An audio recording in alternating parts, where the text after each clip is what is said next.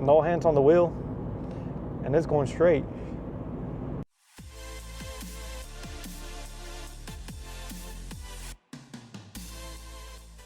Hey, what's going on, guys? Welcome back to the channel. So you guys seen the description. Today we're going to be working on this 4-door Civic. So my sister bought this a few months ago, and it needs new tie rod, you know, the inner tie rods, ball joints, and all that good stuff. So she got on Amazon and got this kit for $100 or something like that. The boots weren't included. That was the extra cost. And we're gonna test it out and see how good it works. Let's see, you know, if it's better than the AutoZone one. You know, it comes with a 1-year warranty and all that good stuff, but you know, you always got to consider the fact that, you know, if they go bad, you always got to pay somebody if you're not doing it yourself to basically redo the work, right? So, you know, you got to consider that in your budget too. Sometimes, you know, buying cheap, it's not so cheap at all. So I got all this side done already, and I did run into a few little hiccups. Number one, good old axle was broken, so I had to go run and get one of those just because I was already in here, might as well change it. And then also pressing the main ball joint was a little weird because I guess it might be too long for the tool that I rented. Let's start this off. I'm gonna show you guys a little trick that I use to kind of keep your alignment straight. That way we don't have to sit here and, you know, guess, and we'll be pretty dead on just to get it as straight as possible before we take it to alignment.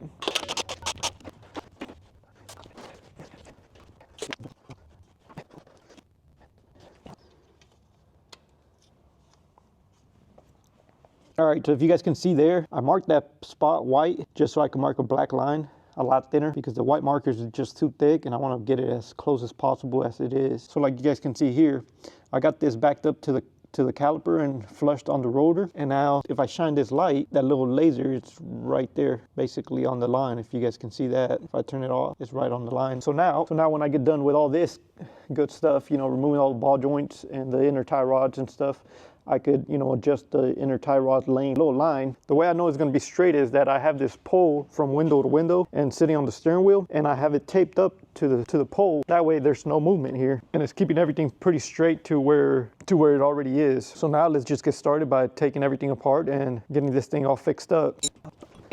All right, guys, so here's another little cool tool that I bought on Amazon. You guys can look it up if you guys are interested. I think I paid like $20 for this. I don't remember how much really. It's been a while. And if you guys can see there, I really have no leverage with that short little, you know, wrench. So what's cool about this is that I could sit here, put it in here like so, and now I could get my long pry bar and mount it onto here. I got it on a ratchet one, so it can make my life a little bit easier. And now I could just raise it up and give it a good tug. And let's see if it breaks it loose. There we go.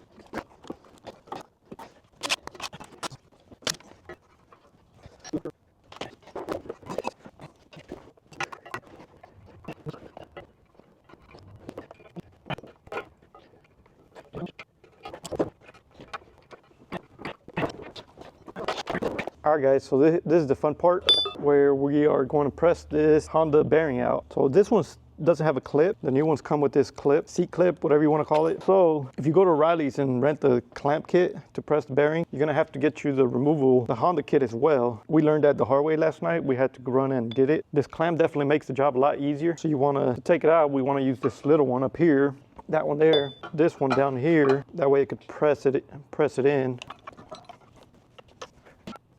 The impact gun definitely helps in this situation because it makes this job a lot faster.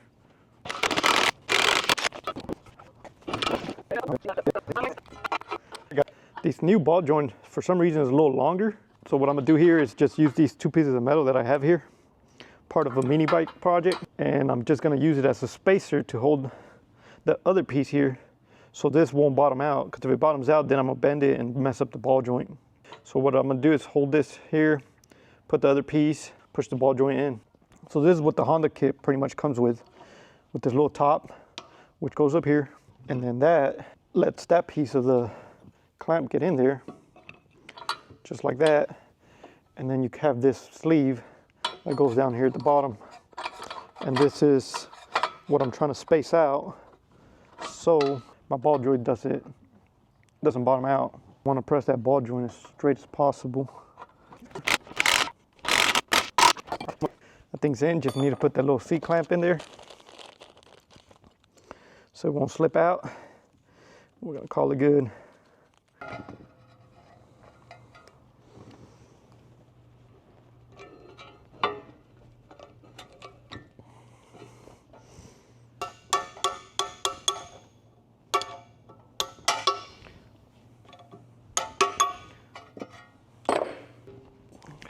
So far this car hasn't been that hard.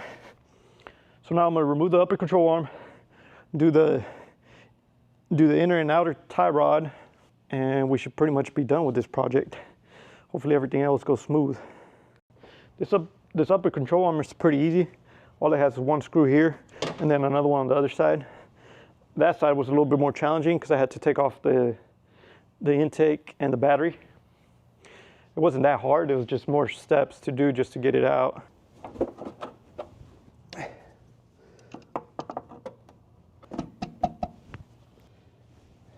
All right guys, that was pretty easy. And as you guys can see here, I just screwed the bolt in a little bit. So I don't want to tighten it down because right now, as you guys can see, this thing's all the way down and the car is never going to ride this way. It's only when we lift it up that it sits like this. So once I put everything together, I'll jack it up so it sits where it needs to sit. And then I'll tighten the screws. That way the bushings don't get stressed. Because if I tighten them here and then I lift the car, these things are going to get twisted and they might, mess up the longevity of these things. So we don't want to be abusing those things more than we need to. So now time to remove this mess. I loosened this up before taking it apart. That way it makes it easier on me. So now I just got to take this out, take the inner tie rod out, and put the new stuff in.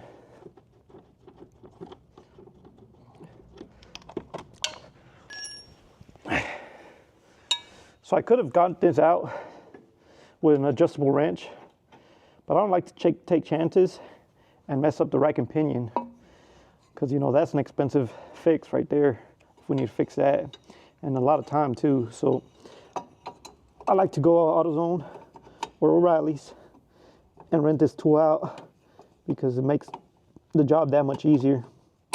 So you guys can see here, I'm on there now. I just put my breaker bar on here and break it apart. Okay, there we go. And there we go. Just like that. We are out.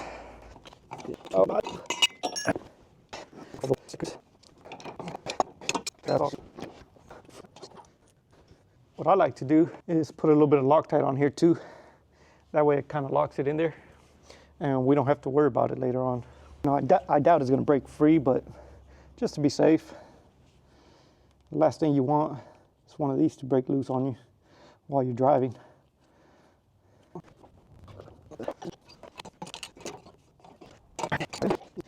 Nothing like some sturdy inner tie rods. Definitely makes the drive feel a lot better.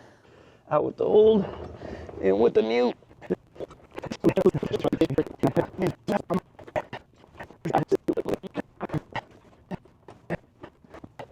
Yeah. All right. Finally. Really kicked my ass right there. It was harder than everything I did on here. Now it's time to put everything back together and we should be good.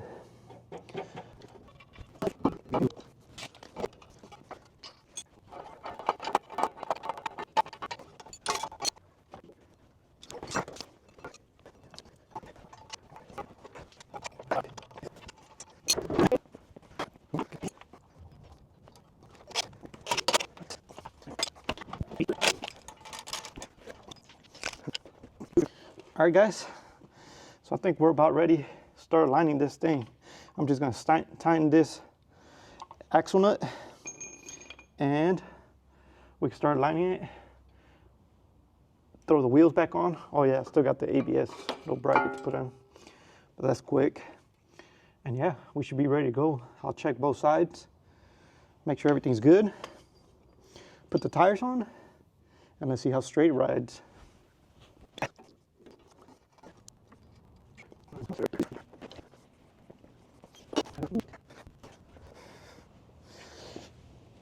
All right, guys, so here we go with the laser. Put it back where we had it when we started.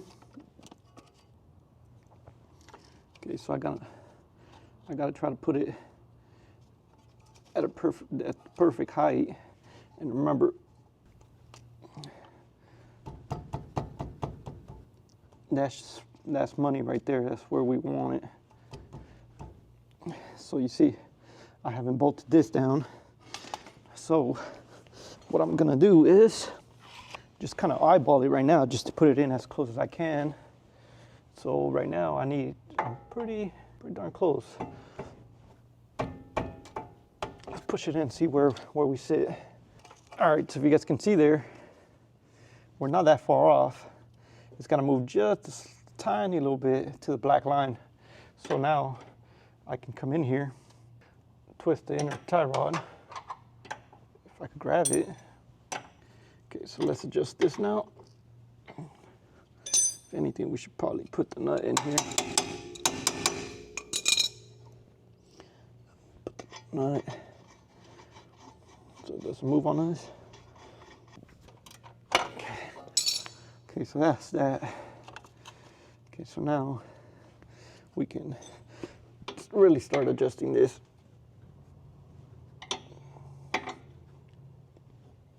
If you guys can see, the line's moving. And we're pretty much dead on. That's money if you ask me. So now I just need to put the little cotter pins and basically lift it to bolt down the 2 top bolts. That way, like I said, we don't mess up the bushings and we should be ready to rock and roll. Let's finish it off.